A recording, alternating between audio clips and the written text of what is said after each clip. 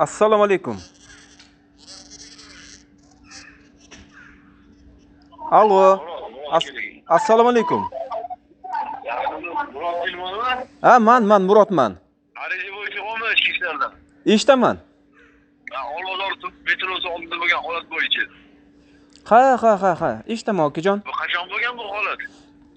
6-noyabrda 2020-yil bo'lgan. 20. Nima bo'lgan o'tdi? 15 ta notanish odam meni urib, do'pposlab, quvalab, qochib, men metroga borib, militsiya xodimlari oldida meni urmoqchi bo'lgan, metroga qochib kirib ketganman. Nima bo'lgan? Kim shug'ullangan bu ish bilan? Jinoyat qidiruv bo'limi o'sha yerda Chilonzor tumanida Murod degan начальник Uyg'urga eshitishimcha, hamda Ziyodulla degan pensiyaga chiqib ketibdi Ziyodulla. Murodga ko'rishdi, ha? Da, uni ko'rgan. Ikkinchisi yana yozishchi, bu nima masala yozadi ikkinchisi? Nima yoz? Vaqtga Murodga shug'ullanadi. U Murod akalar bunday qilganda, men zapslarim bor, telefon qilganman Murod akaga, Murod aka aytgan, boraymi desam, yo'q, o'zimiz kerak bo'lsa chaqiramiz deb, meni borgizmadi, aralashtirmadi, javob xati ham bermadi, poveska ham bermadi, xabarnoma ham bermasdan, umuman hech qanaqa xat xabarsiz, aloqasiz, ishtiroksiz ishni yopib, 12 ta video kamera zapsini yo'q qilib, dalillarni yo'q qilib, u odamlarni qidirmasdan, qidirib topgan bo'lsa ham poraxo'rlikmi, tanish bilish bilan ishni yopib, Nimaga endi yozasiz? Shu payt yozmadingiz. O'tgan yil 5 yildan keyin yozasiz. 5 yildan keyin emas, men 3-aprel 2025-yili murojaat qilganman. Bugun e'tibor bering, 13-noyabr 2025-yil. Kimga yozgansiz? Prezident virtual qabulxonasiga. Hop, Chilonzor tumaniga ichki ishlarga yozganmisiz? Mana shu yil. Men prezidentga yozganman. Nimaga Chilonzorga yozaman? Chilonzor ustidan yozaman-ku men. Mana prezident yozdi, prezident ko'rib chiqadimi ishingni? Iya, kechirasiz-da, siz e'tibor bering. Men murojaatimni masga kimga murojaat qilishga meni haqqim bor-ku, to'g'rimi yo haqqim yo'qmi? Yo'q, tushuntiraman. Prezident portaliga qilishdan oldin ichki ishlar rahbarlari kelib ariza yozganmidi? Chaqirganman. Albatta yozganman.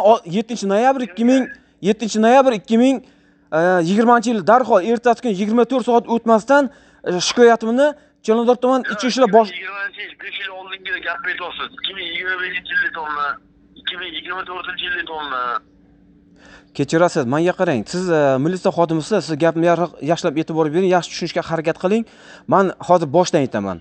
6-noyabr 2020-yil meni urgan va u holat bo'yicha jarohatlarim bo'yicha sud ekspertiza xulosasi.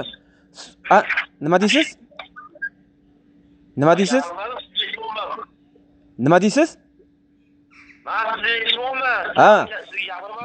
Men gapir deb tushunibman. Uzr. Qarang. Men 6-noyabrga holat bo'yicha 7-noyabrga 24 soat o'tmasdan Chilonzor tuman ichki ishlar boshlig'i, hozirda sobiq o'sha paytdagi Tillayev Ikrom adashmasam ismi, bergan arizamni keyin sud ekspertiza xulosasini qilmaslik uchun cho'zib yurdi-da, keyin menga qo'limga berdi oxir. O'zim prokuraturaga shikoyat qilganimdan keyin Chilonzor prokuraturasiga og'zaki murojaat qilgan. Keyin Chilonzor prokuraturasidan qo'ng'iroq bo'lib, Murod akaga qo'limga qaror berdi. Qaror nusxasi bor. Shu bilan keyin men sud ekspertizasiga bordim. Yangi Tashmid oldidagiga. U yerga borganimda 16-noyabr kuni meni sud tibbiy ekspertizasi qilishdi. Ekspertiza uni urganligini men hozir sizga tushuntiraman. Biz kafedan chiqdik. Kafedan chiqqanimizda bizga kelib gap otdi. Gaplashdi. Shu bilan siz eshiting gapni, siz gapni bo'lishga nima? Endi ayol kishimasiz. Nima deb gap otdi sizga? O'shani tushuntirishga harakat men sizga harakat qilyapman. Gap bo'linyapti-da, e'tibor bering. Bizga gapirdi. Gapirgandan keyin biz gaplashdik. Qayerdansizlar dedi. Chinozdanmiz dedik. Chinozdan bo'lsa ham baliq olib kelib beringlar dedi, bizga aytdi. Biz aytdik, biz baliq bilan shug'ullanmaymiz, yilda bir marta yesak yeymiz dedim. Shu bilan keyin hazil-huzul qilib kulishdi. Kulishgan ekan, biz ham kulishdik. Tashqariga chiqqanimizdan keyin yondagi sherga basharamga qarab bitta urdi shunaqasiga. Keyin o'shandan keyin kamera tagida bo'layotgan voqealar bular. Shu bilan keyin chekiga olib chiqib ketishdi. Chekiga olib chiqqandan keyin talpa qilishdi kamera yo'q joyida. O'zi urdi. Katta baliq olib bergan deganda siz tomoningizdan nimadir deyilgan bo'lsa kerak. Alloh guvoh, biz so'kmadik ham, baqirma. Mana o'chirib qo'ydi. Eshitish xohlamaydi bular, bor-ku. Bu atayga hozir meni gapimni eshitib telefon qilishadi dedi, hozir qo'ng'iroq qilay qani. Meni gapimni eshitganim yo'q oxirigacha Murja. Nima bo'ldi deb so'rabdi, lekin hozir telefon o'chirib qo'yadi bular bunaqa paytda. Ha, ko'ramiz.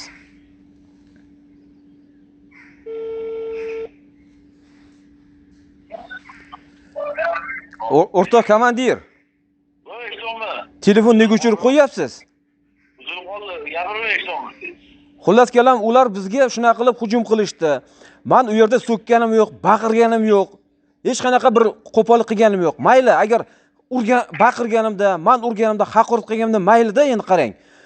Ular qo'lab borib, metrodagi militsiya xodimini oldida meni urmoqchi dashi, militsiya xodimini oldida. Endi bu konkret fakt emasmi? U yoqdagi narsalar fakt bo'lmagan taqdirda ham masalan.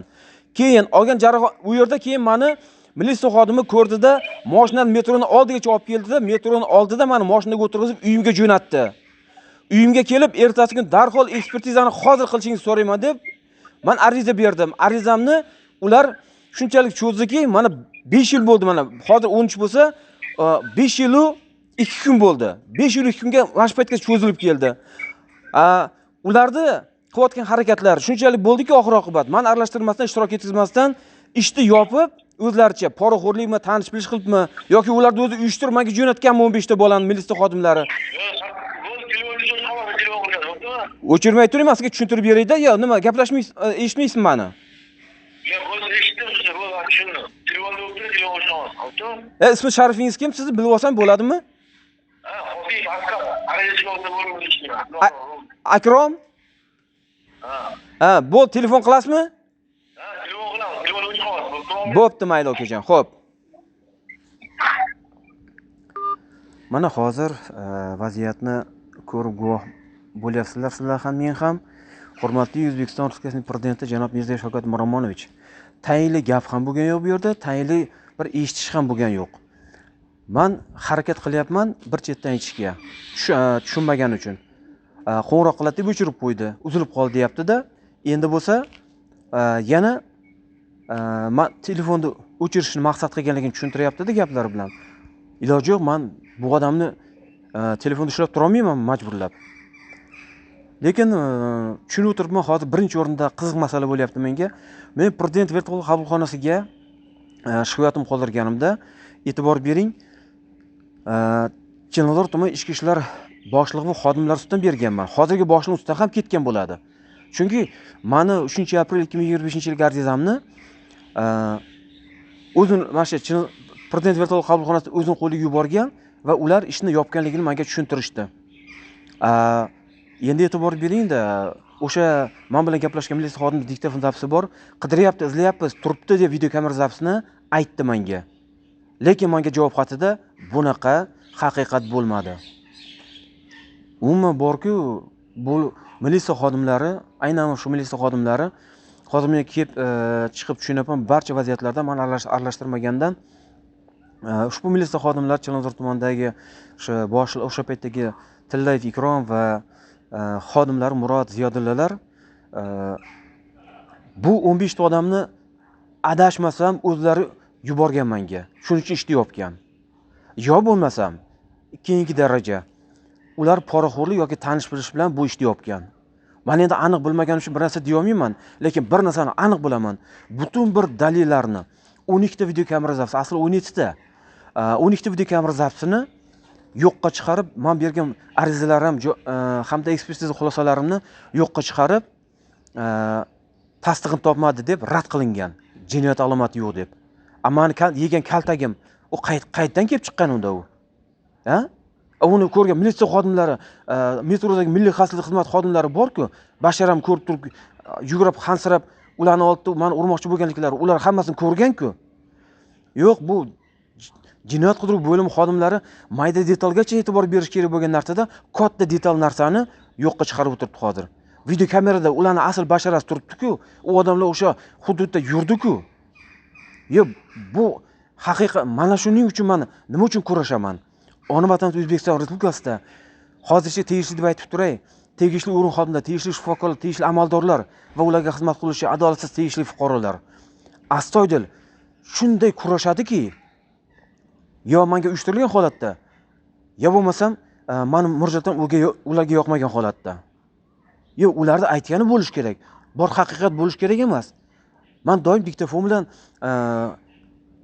yon diktafon yoqib yuraman, haqiqat yashirilmasin, haqiqat yo'qqa chiqarilmasin deb. Men o'zimga to'g'ri bo'lgan shu diktafon yoqaman. Avvalambor savol, o'g'ri odam yoqadimi diktafonda, o'ziga to'g'ri odam yoqadimi? Men doim to'g'ri gapiraman, to'g'ri murojaat qilaman, to'g'ri gaplashaman. Garchi bu masala yana bir masala aytib o'tmoqchiman shu gap orasida. 2016-21 mayda O'zbekiston bo'yicha Respublikanskiy ruhiy shifoxonada, Sog'liqni saqlash vaziriga qarashli ruhiy klinik shifoxonada Sergelida sud tibbiy ekspertizasida ruhan sog'lom topilgan odamman. Attidot tekshirib, apparat, rasm, ranglar ajratish, savol-javoblar, avtobiografiyam so'rab. Shundan 1 yil o'tib 24-oktyabr 13-noyabr 2017-yili men oddiy Sarakulkada, Toshkent shaharda, ruhiy shifoxonada ataygi ruhiy kasallikka chiqarildim. Ikkalasini ham boshlagan Chinoz tuman ichki ishlar boshlig'i, Chinoz tuman hokimi va ularga sherik bo'lganlar. Qog'ozlarda bor ularning ismlari. Umuman barcha vaziyatlarni ko'rib, o'rganib, o'qib, tushunib kelmoqdamanki, hammasi, menga ro'para kelganlarning hammasi menga xuddi dushmandek, xuddi shunday muomala bilan, noto'g'ri harakat, noto'g'ri muomalalar bilan meni noto'g'ri hal qilish bilan shug'ullanib kelmoqda. Bu masalada yana bir narsani aytib o'taman. YouTube'da meni sizga qilayotgan murojaatlarim bor. O'zbekiston Respublikasi prezidenti yurtboshimiz janob Mirziyoyev Shavkat Miromonovich. Siz prezidentimizsiz. Bitta men emas, YouTube'da qancha nimalarni, fuqarolarni xo'rliklar yotibdi. Hech bir boshqarma, hech bir tegishli joylar ularga chora ko'rmasdan ko'rsa ham ko'zingiz yumib ketyapti. Oddiy fuqarolar agar jinoyat qilsa, ularni izlab topib, ularga qonuniy chora ko'rib, ularni yo turmaga, yo jinnixonaga tiqib yuboradi. Mana men jinnixonaga tiqqandek, shaytanatdagidek. Umuman haqiqatni gapirgan odam avvalambor hech kimga yoqmaydi. Lekin men o'z nomimni oqlashim uchun kurashishim kerak-ku. Menga to'g'ri yordam beradigan adolatli o'rin xodimi, adolatli shifokor, adolatli mansabdor shaxs yoki adolatli fuqarolarni hali men ko'rmadim. Tug'ilib o'sgan ona vatanimiz O'zbekiston Respublikasida. Siz ham bundan mustasno emassiz. Chunki sizga mening murojaatlarim yozma tarzda ham yetib bordi. Bir necha yildan beri, 12 yildan oshiq vaqt mobaynida 2013-yil 17-19 avgustdan beri mana bugun 13-noyabr 2025-yil. Hatto sizga 4-aprel 2025-yildan beri YouTube orqali o'z og'zaki murojaatli so'zlarimni, bor haqiqatlarni diktafon zapslar bilan, ariza va foto suratdagi so'zlarim bilan sizga jo'natib turibman YouTube orqali. Menga qulay variant bo'lgani uchun. Lekin siz Google'dan shunaqa yo'nalish ochgan ekansiz, fuqarolarni qabul qilish, shaxsan atroflicha o'rganib chiqish bilan. Lekin bu menga hozircha yordam bermaydi. Men uni o'rganib chiqishim kerak. Google'ga yozish boshqa ishlar. Menga eng qulay YouTube orqali bo'lyapti. Hozir esa mana militsiya xodimini menga qilgan muomalasini ko'ryapsiz. Men tayinli eshitgan yo'q, mana o'zingiz gapimga guvoh bo'lib tursiz. Yo, men tayinli eshitdimmi? Gapim bo'ladimi? Telefonda o'chirib qo'yadimi? Keyin telefon ham uzilib qoldi deydimi? Yo'q. Chunki bular o'zlari uni himoya qilish kerak hozir ularni. Chunki bu adashmasam hozir bu xatim prezident Versal qabulxonasidan so'rab eshitganimda xatim aynan o'zlarining qo'llariga yuborilgan. Prezident Versal qabulxonasiga yozgan arizam Chernozor tuman ichki ishlar boshqarmasiga kelib tushgan. Yana tumanga kelib tushganmi shunda? Yo'q, har bir murojaat tumandan chiqmay qolyapti yuqoriga, viloyat, respublikaga. Chunki siz aytgandek, devonxonagacha kelganini, uyatligini tushuntirganingizdek, amaldorlar hammasi, o'g'ri xodimlar, shifokorlar har bir murojaat, qayerga murojaat qilmay tumanga yuboradi. Uni vakolati bor yo'qligiga keyingi masala bo'lgan taqdirda ham birinchi o'rinda tumanga jo'natib, bir qog'oz qoqadida, bo'yingizga ipni bog'lab qo'yadida, va biz tumanda aylanib yuraveramiz. Chig'riqda aylangandek. Umuman murojaat qilib tegishlilik baraka topmayapman. Endi ushbu militsiya xodimlari qanday ish olib borishini ko'ramiz va birgalikda guvohi bo'lamiz.